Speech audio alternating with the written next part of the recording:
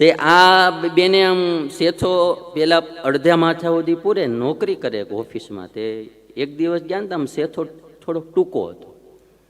તે સાથે નોકરી કરનારા ભાઈએ પૂછ્યું, બેન કેમ આજ આ શેથો તમારો ટૂંકો છે? તો કે તમારો ભાઈ બીમાર છે ને.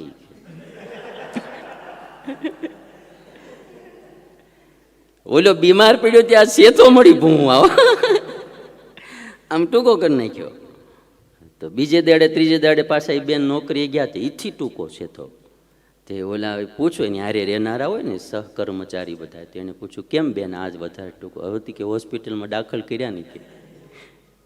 તે વળી 2 દી પછી ગયા. તે વળી પાછો હાવ જરાક અમથો એટલો જ ખાલી મોહ કામ કરીને ગયેલા. તો કહે છે કે કેમ વધારે કઈ બીમાર પડી ગયા? હવે કે આઈસીયુમાં છે ને. વળી પાછું અઠવાડિયા સુધી ન આવ્યા ને અઠવાડિયા પછી બેન આવ્યા ને શેથો ઠેઠ સુધી પાછો અડધા માથા સુધી પૂરેલો હતો. એટલે ઓલાએ પૂછ્યું કે બેન કેમ મારા ભાઈ હારા થઈ ગયા? કે બદલી નાખ્યા. કે હારો થાય એમ હતો નહીં, કે બદલી નાખ્યા. કે એટલે આને તમે આખી જિંદગી ગમે એટલું સારું ખવડાવો પીવડાવો રાખો, શોપિંગ કરાવો, આ કરાવો, ઈવડા એને છેલ્લે કાંઈ હોતું જ નથી. જગત તો આવું જ છે આખું. તો કોક આવા પરોપકારી હોય એને ખબર પડે કે એક સારું દૂધ હોય તો એનો એટલો ગુણ, બાકી કોઈનો ગુણ છે જ નહીં આ દુનિયામાં. ઢવડા ઢવડો મજા કરો, ઢવડા ઢવડો અને મજા કરો, બાકી આમાં લાંબુ કંઈ છે જ નહીં.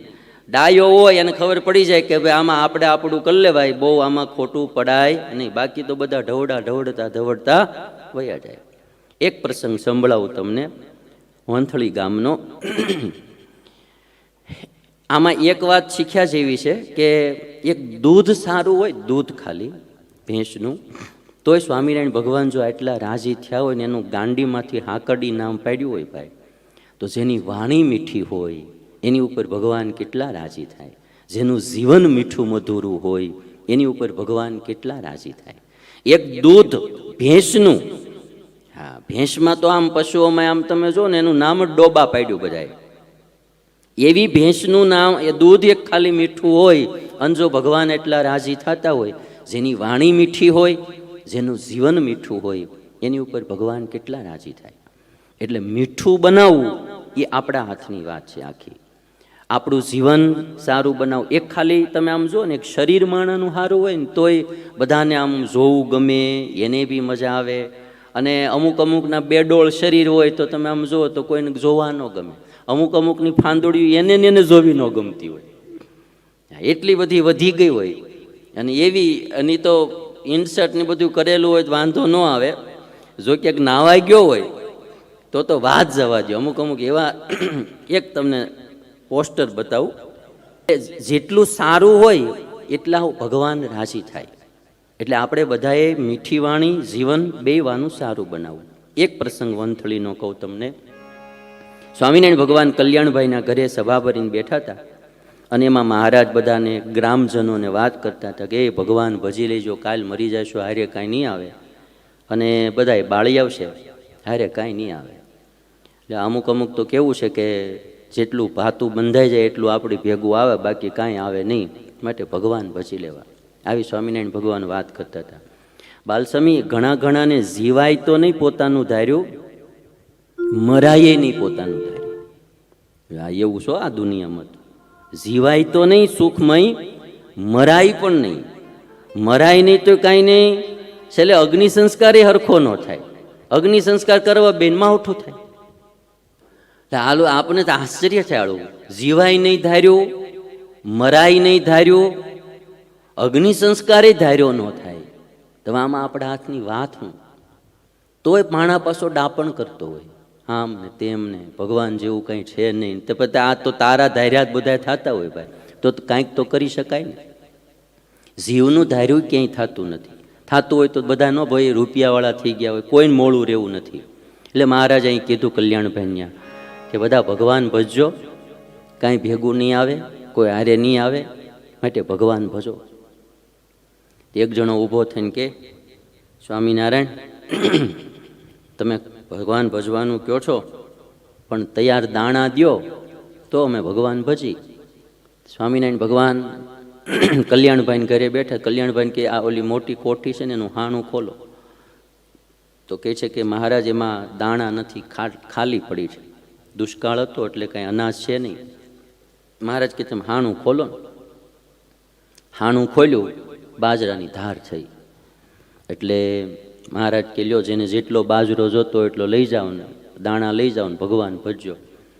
તે ઓલા બધા કે સ્વામિનારાયણ તમે તો ભગવાન કેવો, દાણા ગમે જ કાઢો, અમારાથી ભગવાન ન ભજાય.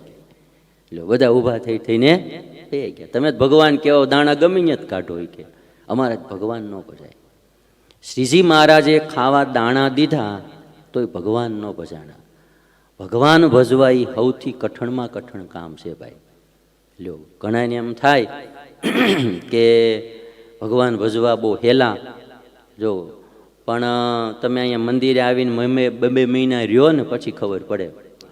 નિષ્કુળાનંદ સ્વામી લાકડા કંઈક કાપતા હતા ને એમાં વાહલો કુવાડો છટક્યો અને આવ્યો પગમાં, બૂટમાં વાગ્યો.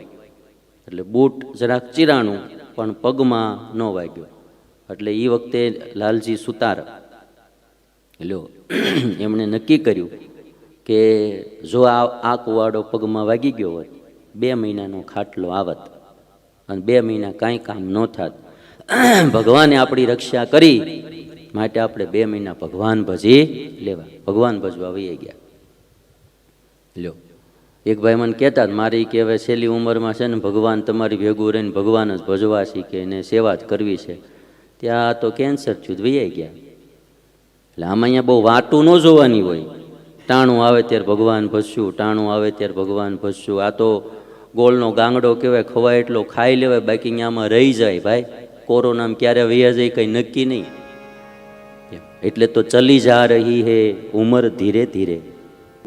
આમાં બહુ વાત ન જોવી, તૈયાર રહેવું.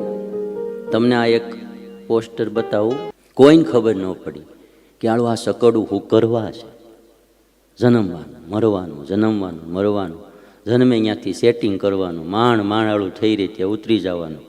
સુરત મુંબઈની લોકલ ટ્રેન જેવું છે આળું. એક તો માથાકૂટ કરીને માઇલપા ઘૂસવાનું, માંડ પકડીને ઊભા રહી, જ્યાં આમ સીટ મળવાનો વારો આવે ત્યાં સ્ટેશન આવી જાય તો ઉતરી જવાનું. એટલે આખી જિંદગી કેટલા જન્મ આપણે બધા આમ રેખડ્યા એનું કંઈ નક્કી જ નથી. જો નાનું આ ચકડું, આનું આ ચકડું. અને ઝાઝુ બળ કરે એવડાય મરવાના, ઓછું કરે એ મરવાના. લ્યો, એટલે મને હવે ઘણી વાર એમ થાય કે આનું બળ શું કરવા બહુ કરવું કાંઈ. ભણતવ્યમ તો બી મર્તવ્યમ, ન ભણતવ્યમ તો બી મર્તવ્યમ, માથાકૂટ કિંમતમ કર્તવ્યમ. આ અમારા અમુકનું હું જોઉં છું, મારા ટેહડા જ કરે છે બધા. લ્યો, તો આપણને એમ થાય કે આપણે આ બળેતરા શું કરવા નકરી ક્રિયા કરવી, એ મોજ કરવી જોઈએ જિંદગીમાં.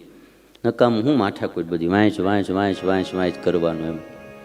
અમારે આ બધા અમુક એ મજા જ કરે છે. લ્યો, એમ એટલે આપણને એમ થાય ક્યારેક આ બધું હું ભણતવ્યમ તો બી મર્તવ્યમ, માથાકૂટ શું કર્તવ્યમ એમ. એટલે બહુ એ તો બધું ઠીક છે હવે, પણ ભજન કરી લેવું. અને એમાં વૃદ્ધાવસ્થાની વાત ન જોવી. જે કંઈક સારા કામમાં આવી જાય, ભગવાનના, સંતોના, ભક્તોના સેવા, તન મન ધનથી, પ્રભુ સ્મરણ, ભજન, ભક્તિ, સેવા, દાન, પુણ્ય, કાંઈ પણ ભગવાન રાજી થાય એવું કાર્ય થઈ જાય, એ બધું ભજન છે. લ્યો, ભગવાન રાજી થાય, સંતો રાજી થાય, ભક્તો રાજી થાય એવું કાર્ય થઈ જાય, એ બધું ભજન છે.